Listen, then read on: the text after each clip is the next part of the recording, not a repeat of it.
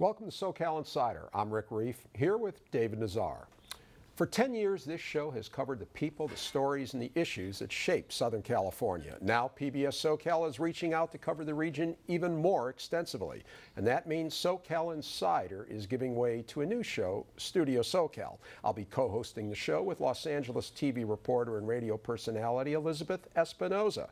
David's joining the new team, too. He'll continue to file his in-depth reports. But for SoCaL Insider, this is it. And so this is the time to look back on an eventful decade. And joining me to do so, my aforementioned colleague, David Nazar. Yeah, thanks for having me. Of course, to start this show, let's just do that. Let's take a look back at some of the great interviews you've done over the past 10 years. Gloria, who is Vergara and what is this case about?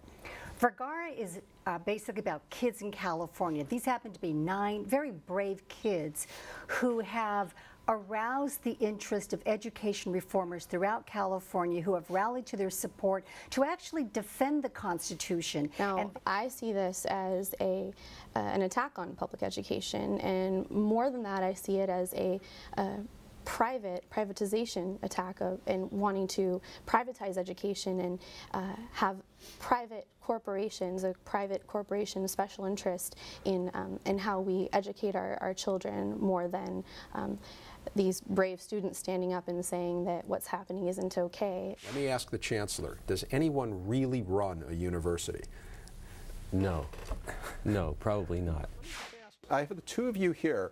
You and Loretta in neighboring districts, a lot of issues locally that people want you to work on.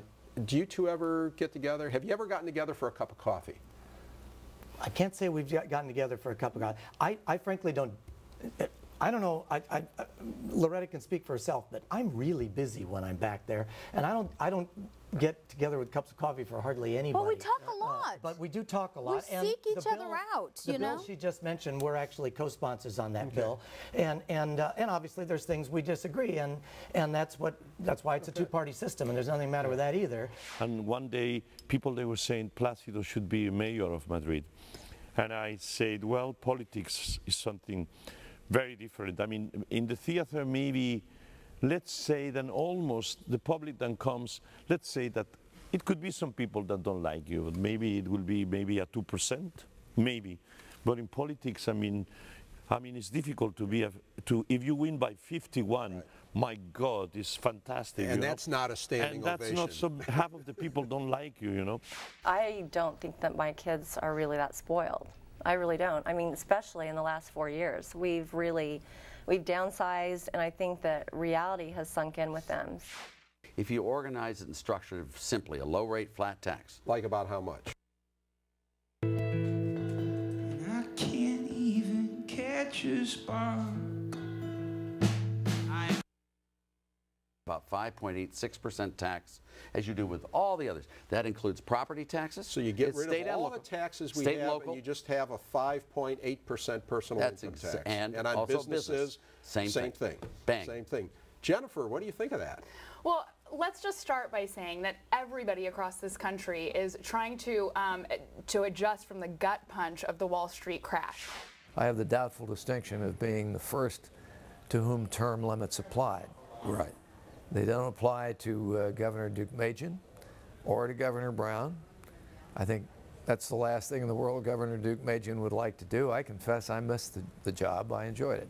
Again, you thinking about running this time? There's nobody else in the GOP, it looks like. No, I'm not thinking about running, but legally I could, but I'm not thinking about that. Okay. All right.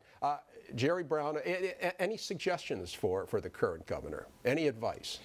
Well, surprisingly, he's doing better than I thought he was going to do. I followed him the first time he was governor, and there was a lot that needed to be done at that time, and the state wasn't in that great a condition. I wanted to get out of the contract, and he said, well, you can't. You have your daughter to take care of, your parents are getting older, and I said, no, nobody who loves me wants me to be in a situation in which I'm not happy. And I want to get out. I have to get out. And he said, I'll ruin your career, and he did. He kept paying me my $600 a week, and I made all that much money. And you know what? It's gone. It's gone. It's Wow. gone. And so, But it was a horrifying situation. now, would that have happened today with all this about sexual harassment and all that? I'd be a very rich woman. Yeah, a different time. My grandfather's been dead for 40 years this Christmas, and I was only 7 when he died. And I have to tell you, it's very hard for me to this day, 40 years later, to talk about him without getting choked up. So I'm going to give it a try, but I can't make any promises I'm going to be able to get through. My grandfather rose before dawn every day. He never called in sick. He worked hard, willed a crippled granddaughter to walk, and loved his family deeply. He never owned a house. He lived paycheck to paycheck, and he died with empty pockets.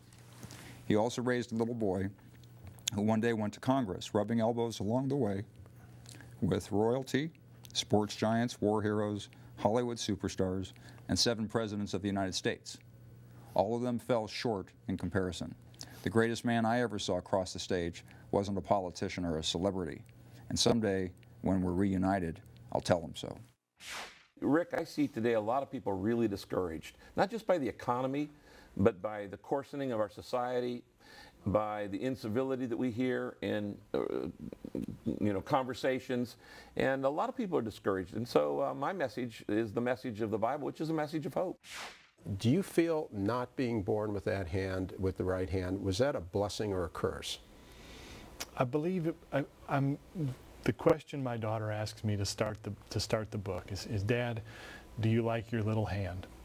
And I couldn't believe it when she asked that question. You know, we'd never talked about that at home. We'd never called it my little hand.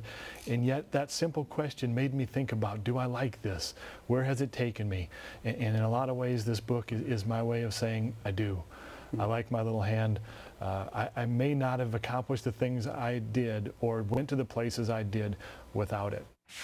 California's in big trouble, and the country's in also big trouble, and it's time that we make changes so that we can right the ship. But frankly, we turn around and look at the rest of the world and we say, well, we're not in as much trouble as they are, but we're next. So we've got to improve what we're doing. You either progress or you retrogress, and we've been retrogressing. Unemployment is so high, not just because we're going through tough economic times, but because we're destroying jobs through bad government policy. I suppose if you go from Marin County to La Jolla, with the on Pacific Coast Highway, with the ocean always in view. That's one California, but there's another part of California that's hurting a lot.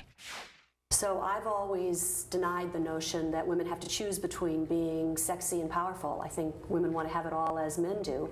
And men have run companies that focus on women as the customer for generations. So I think it's kind of nice to have a woman at a company that started with a men's magazine. Wow, a trip down memory lane there, David. As you're watching that, any thoughts? Yeah, only in the sense that it was just such a motley crew of amazing interviews that you had on. Everyone from the past governors, Wilson and Deukmejian, to sort of what struck out at me, Lori Waring, the Real Housewives of Orange County. I remember we had her on about a decade ago, and the producer at the time, a few times on the show. What has changed? A lot has changed with those guests who are on the show.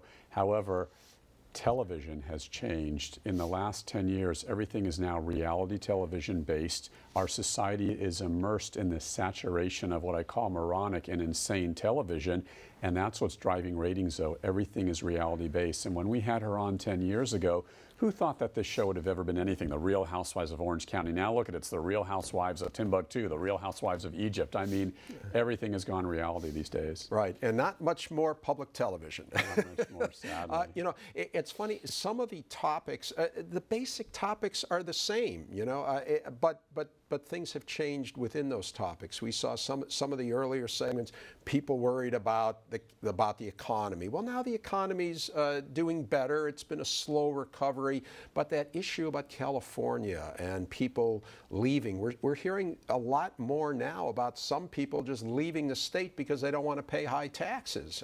You know, so that remains an issue. And what I found fascinating also was the case that we've covered many times on the show, the Vergara versus California, and he had on Gloria Romero and the other woman who was debating. And who would have even imagined that there would have been a dynamic where, hey, there's not a good teacher, maybe we can fire a bad teacher. Or, hey, someone doesn't deserve tenure, maybe we don't give them tenure. 10 years ago, that was unheard of at places like LAUSD or at other school districts in California. Now, in this monumental case, I believe we're going to see changes in the school system. We've been covering it from the beginning, and we have definitely seen a change. And it's interesting, you know, USC just did a poll, a public opinion poll, where most of the public now is saying Vergara was a good decision, and that that there should not be tenure for K through 12 teachers. You know, a majority of Californians saying that. Now, a huge change in attitude, and so you know we'll have to. It's just interesting how some of the stories, the topics remain the same, but public attitudes change. And the only other thing that struck me, and I'm really watching this for the first time, so it's great to seeing this story, this field report in its finality.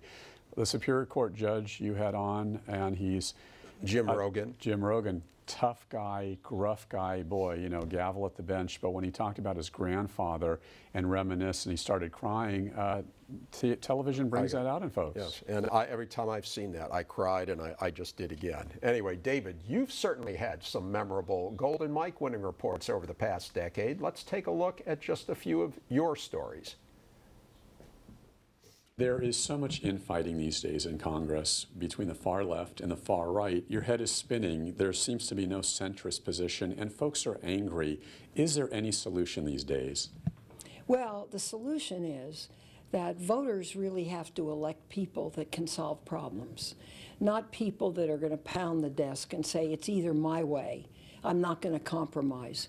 Because the functioning of the American democratic system depends on compromise. Megan Sally Wells is the vice mayor of Culver City and a self-described environmentalist.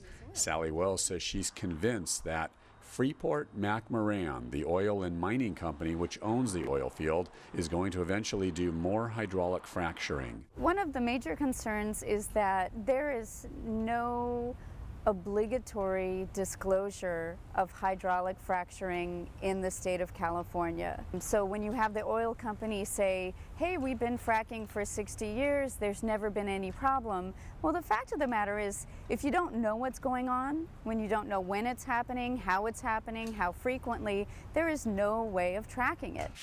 You're about to see the tremendous divide between the two sides, and it's almost like living in two different universes. Watch how Councilman Eric Garcetti describes an assault weapon, and then watch Jeff Bregman's description.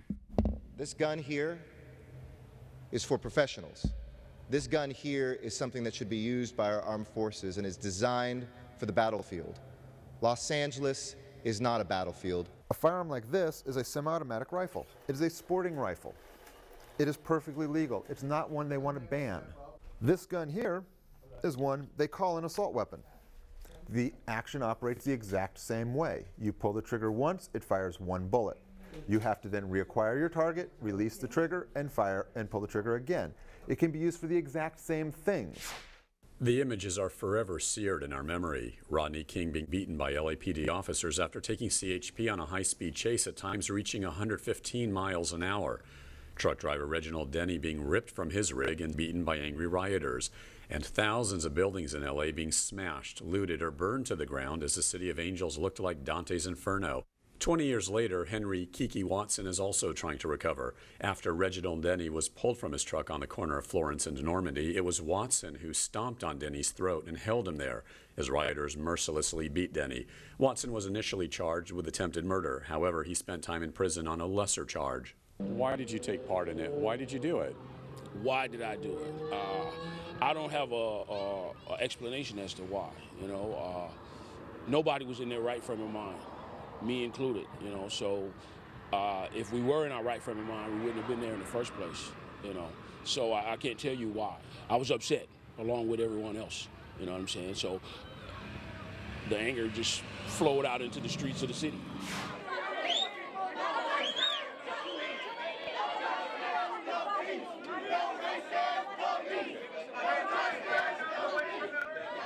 Demonstrators taunted and shouted at Anaheim police officers who stood guard at City Hall. The protesters tried to force their way into council chambers and demand justice for the men killed by police officers. However, the chambers were already filled to capacity. The crowd continued to shout obscenities in the face of the cops as officers held them back. Protesters say they want the officers held accountable and they want transparency from the police department. Outside council chambers, Donna Acevedo with her 12-year-old son Jason spoke about her other son Joel, who was shot and killed July 22nd by Anaheim police. It began on July 5th with a police beating of Kelly Thomas. The homeless schizophrenic man died 5 days later. Many accused the police department and council members of remaining silent. What ensued was a public outcry of rage and disbelief. And then the protests and demonstrations every week by angry residents who demanded answers and justice. Ron Thomas, father of Kelly Thomas, says he cringes when he hears the phrase, "if the officers are found culpable." Thomas says, in his opinion, it's an open and shut case. Absolutely murder by cop. Look at it today, the drug wars are out of hand. Many folks are asking how many more people must die in this drug war. As you see it now, what needs to be done so Mexico finally gets a stranglehold over this problem? Well, it's pretty difficult to have one idea of how to solve this, but I can give some thoughts. Number one, United States must reduce consumption of drugs because a market of $50 billion a year is yielded by consuming drugs in the United States. For Nora, her life deteriorated quickly. Nora's father lost his job when she was a freshman. Her family was kicked out of their house. From there, she was shuttled all over the city, sometimes living on the street over the last 4 years, mostly in the back of a car or truck she called home. This was Nora's living room and bedroom. This was where she did her homework each day. At that point, I thought everything was falling apart completely. That I was losing everything that I had with me. It was just too much pain at that point, and I felt like giving up. What's going on here is that the ACLU hears complaints from the inmates. Now, that's appropriate. At the same time, the deputies have their own version of what occurred. What I have is a policy that says you cannot use force on individuals' heads unless there's some extraordinary reason for it. And that means that you yourself are being victimized by the inmate to the extent that you need to defend yourself. I used to write music a lot. I still do, but maybe I'll return to that professionally one day and act. I used to be in a comedy improv group. You know, in LA, if you don't have some side talent in the creative area, you're not an Angelino. But to me, it's really, I think growing up in LA, a reflection of this town. And to me, if you can't keep your sense of humor, especially with the craziness that happens around here, you shouldn't be in this business. You're an actor, but a mayor on the side. Exactly. You know, mayor's the backup. But what I really want to do is direct. Now meet two people at the center of the bankruptcy firestorm. 75-year-old Patrick Morris has been the mayor of San Bernardino for 7 years and has lived in the city for half a century. He became a deputy DA, then went into private practice and eventually served 30 years on the bench. This son of a railroad conductor from Needles, California says he simply wanted to affect change. Now as mayor, he's trying to do just that in his financially strapped city. However, there's a roadblock standing in his way. This man, Steve Turner. Turner has devoted his entire life to keeping folks safe and fighting crime. Turner's been in law enforcement for a quarter century. He's a detective with the San Bernardino Police Department and currently president of the San Bernardino Police Officers Association. Although these days Turner's most appropriate title is probably thorn in the side of Mayor Morris. The two are at odds over everything from police pensions and poor city leadership to how the city simply proceeds forward. I leave this job closer to my kids than I've ever been. My two youngest children live with me. All four of us, four of my kids, are very close. You know, we're a blended family, but you would never know it. And we're closer today than we have been really since the beginning, and I'm very proud of that. You know, David, as I watch that, it's interesting how the loop has been closed on a couple of those stories. Certainly the conditions in the LA jails, an ongoing story, but Lee Baca, who is shown there, no longer the sheriff. He resigned. Deputies just convicted for those incidents. In San Bernardino, that mayor that you had on, was recalled. Pat Morris. Pat Morris no longer in office, and so we've seen some of these things have changed. I love the insights like Garcetti. I mean, it was just interesting to see the guy open up and be human. You know what's interesting about that? He is truly a funny guy. I mean, he had my photographer and I in stitches both before and after the interview. And when you cover Garcetti, he's very stoic and he's very deliberate in the way he gives an interview or talks to the press. It was with the gun, with the assault Correct. rifle, that kind of thing. Yeah, and yet when you get him in a room and sit down with him one-on-one, what a personable guy with truly a great sense of humor. I mean, I literally could see this guy doing stand-up comedy or an improv somewhere. Yeah, let me risk a couple predictions. Some of the themes that you've covered, crime and homelessness and that type of thing. Immigration is something that we've covered a lot. I'm going to make a bold prediction. I think that within a few years, that is not going to be a big issue anymore like it is now. I think that the politicians are going to come to some kind of a compromise on it to deal with illegal immigration. But I also think the sheer demographics of things is going to change the whole game, because we have declining birth rates, and we're going to need immigrants to come in and take jobs. And as far as changing public attitude, remember, when we started our show in 2008, Prop 8 passed, banning gay marriage in California. Look at the shift in public attitude and the total change. I think that's going to happen in immigration. You could be right. You asked me at the start of the show what I was struck by when I saw your video piece. Looking at this on what I put together, and of course it's just a snapshot of what we've done over a decade, I'm almost shocked I'm about to say this, and I'll probably infuriate a few folks. I watched the interview with Kiki Watts, and he was a gentleman that pulled Reginald Denny out of the truck during the riots 20 years ago, and again, as you saw, mercilessly helped beat him. They tried to kill him. And I asked him, Kiki, I said, towards the end of the interview, which we didn't see, I said, do you have any regrets over this? And he looked at me square in the eye and he said, no. I said, you're not sorry about anything? He said, no.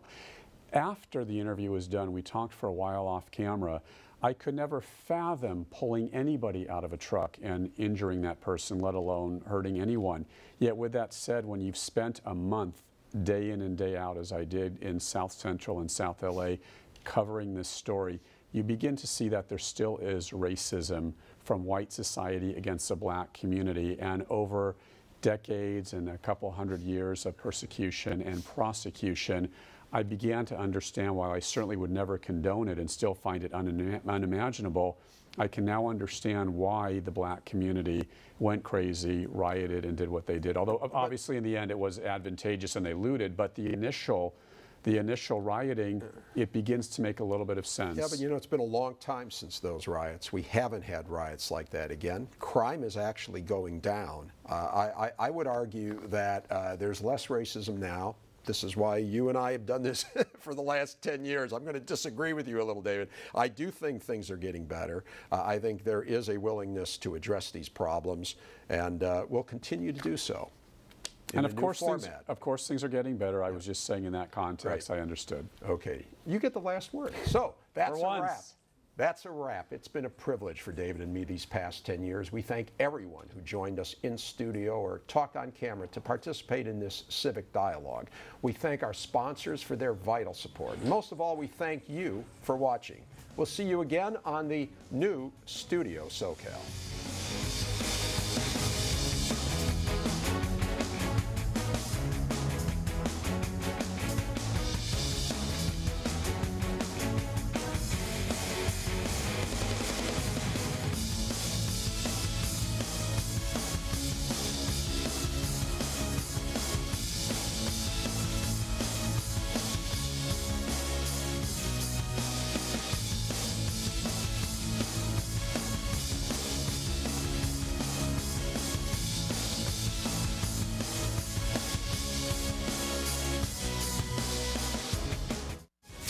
SoCal Insider with Rick Reef is brought to you by the following. 5 Point Communities is a proud sponsor of PBS SoCal. 5 Point Communities is an independent real estate development company with assets under management across California. More information available at www.5pointcommunities.com. Snell and Wilmer is a full-service business law firm with more than 400 attorneys practicing throughout the West and in Mexico. With offices in Los Angeles and Orange County, Snell and Wilmer celebrates 25 years in Southern California. Online at swlaw.com. Skits. In our technology-driven world where constant connection to electronic devices is a way of life, Skits tech cases keep your electronic cords and accessories portable and organized so you can stay connected. For more information, visit skitsproducts.com. A healthy future for you, your family, and your business is why Memorial Care Health System transformed healthcare. Our hospitals, physicians, and outpatient centers keep patients healthy and care for them when they're not. Memorial Care, one healthcare system leading the way. Our innovations in medical imaging are mapping the future of healthcare. When we started, I believed we could compete with these giants in this industry. City National believes in ICRCO, and that's what makes the relationship work. City National is the way up for our business.